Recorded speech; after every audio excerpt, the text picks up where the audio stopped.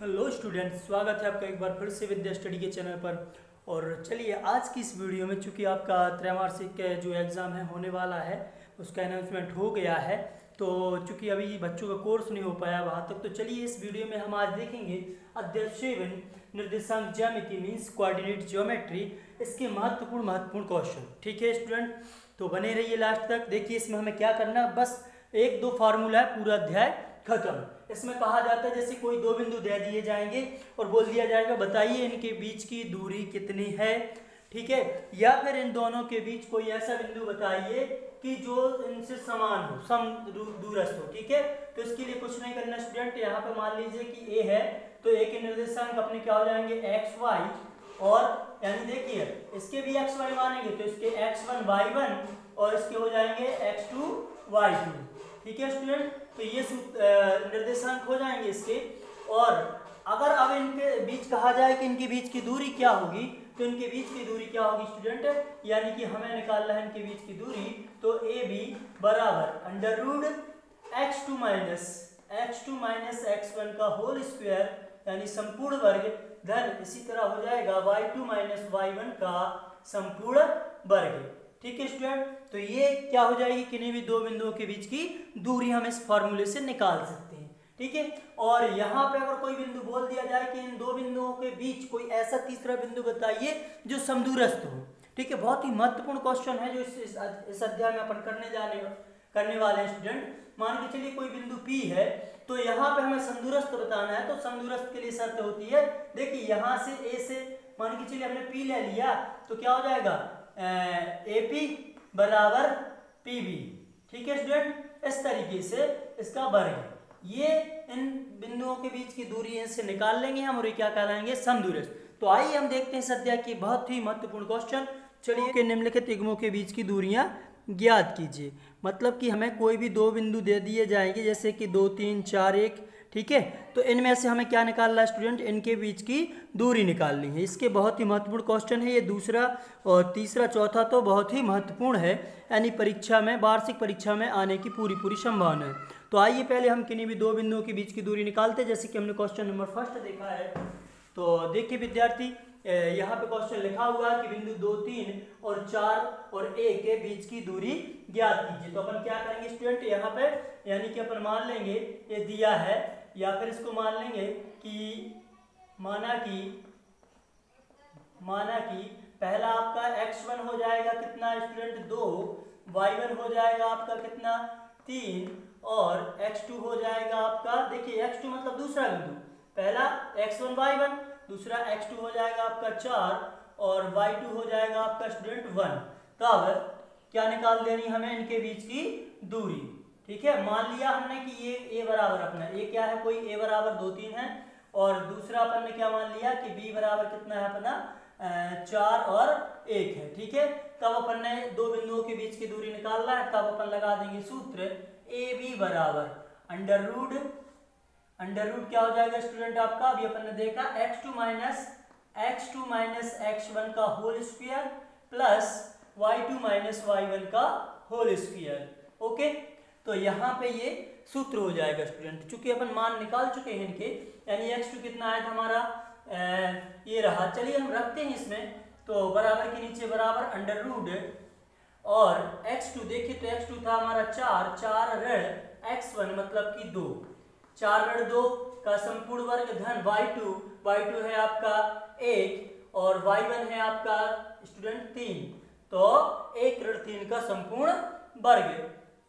और देखिए अब हमें इक्वल के नीचे इक्वल लगाना है बराबर। ठीक है, यहाँ पे 4 में से 2 जाएगा, 2 बचेगा तो 2 का संपूर्ण वर्ग है, धन यहाँ पे 3 में से 1 गया, चूंकि विपरीत चिन्हों की संख्या तो घट जाएंगी लेकिन चिन्ह हमेशा बड़ी का होगा, यानी कि 3 माइनस 1 यानी कि ऋण 2 का संपूर्ण वर्ग होगा।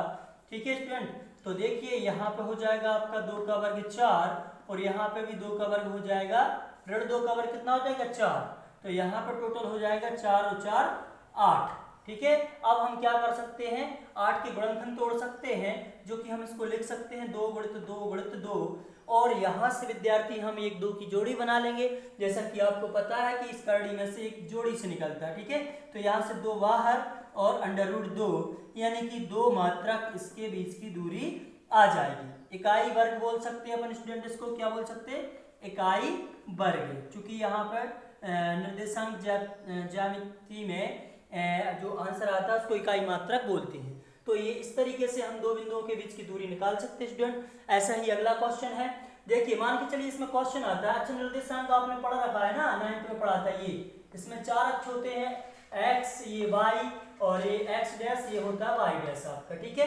निर्देशांक ज्यामिति। और एक विकल्प आता है आपका कि x अक्ष को कहते हैं, तो x अक्ष को क्या कहते हैं स्टूडेंट, इसको भुज कहते हैं। क्या कहते हैं, भुज। और y अक्ष को क्या कहते हैं, कोटि। देखिए कैसे याद रखेंगे आप, इस निर्देशांक ज्यामिति में आप देख रहे हैं कि x अक्ष जो भुजाओं की तरह फैला हुआ है, तो हम बोलेंगे भैया हमारी दो भुजाएं हैं, तो इसको हम क्या बोल देंगे, भुज।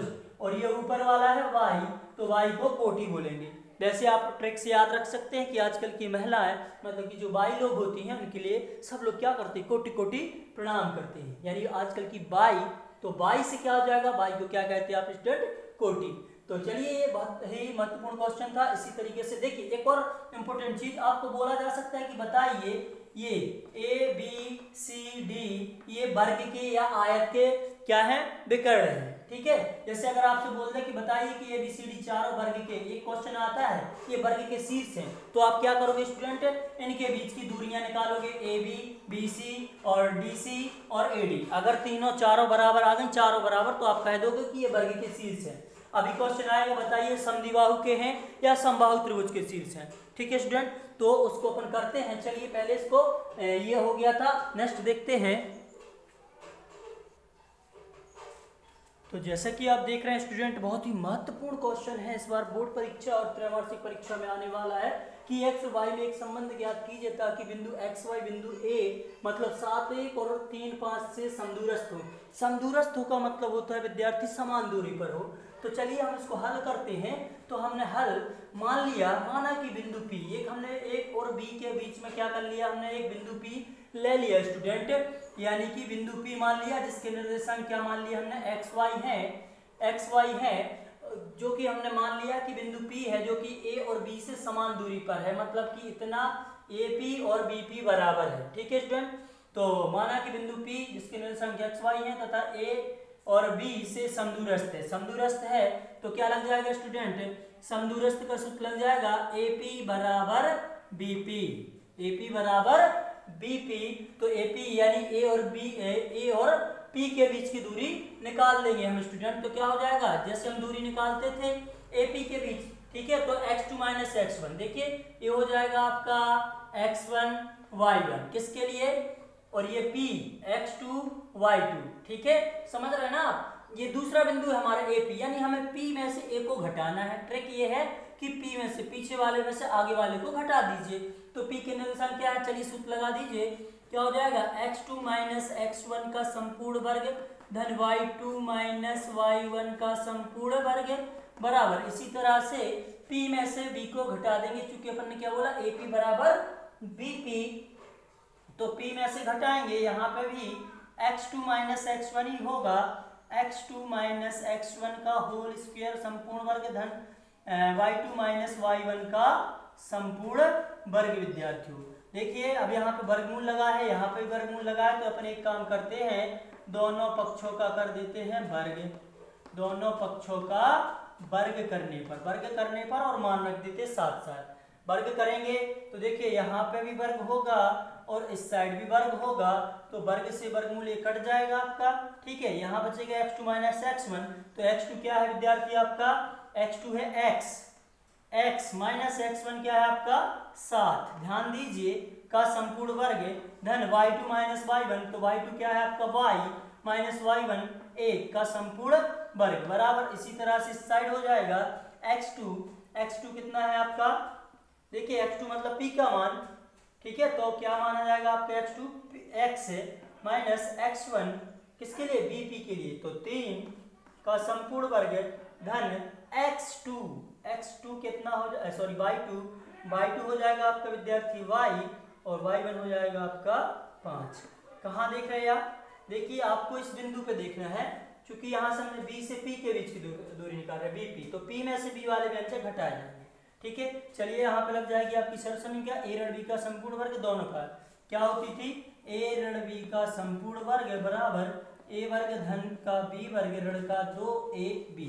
ठीक है स्टूडेंट, तो आइए इसको हम कल हल करते हैं। a का मान हमारा x, b का है 7, तो हो जाएगा a का वर्ग मतलब कि x का वर्ग धन b का वर्ग मतलब 7 का वर्ग, और धन के 2, a का मान हो जाएगा आपका x, b का हो जाएगा 7। ठीक है, इसी तरह से यहाँ से लग जाएगी स्टूडेंट a ऋण b, a का मान यहाँ पे क्या है y, और b का मान क्या है 1, तो a वर्ग मतलब कि y का वर्ग धन 1 का वर्ग और ऋण 2ab, सॉरी यहाँ पे ऋण की सरल समीकरण लगेगी तो ऋण आएगा ऋण के 2x y, तो 2 a का मान है y और b का मान क्या है विद्यार्थियों 1 है। ठीक है, बराबर। अब देखिए थोड़ा सा कठिन है, बड़ा है, कठिन नहीं, सरल है बिल्कुल, बस कठिन लग रहेगा तुम्हें तो क्या है ये, चूंकि बड़ा हो रहा है। देखिए अब यहाँ पे भी हमें सरल समीकरण लगानी, तो क्या कहती है a का वर्ग धन b का वर्ग ऋण के 2ab का मान 3। ठीक है, धन यहाँ पे भी लगा देंगे तो a का वर्ग धन b का वर्ग और ऋण 2 a का मान y और b का मान हो जाएगा विद्यार्थियों 5।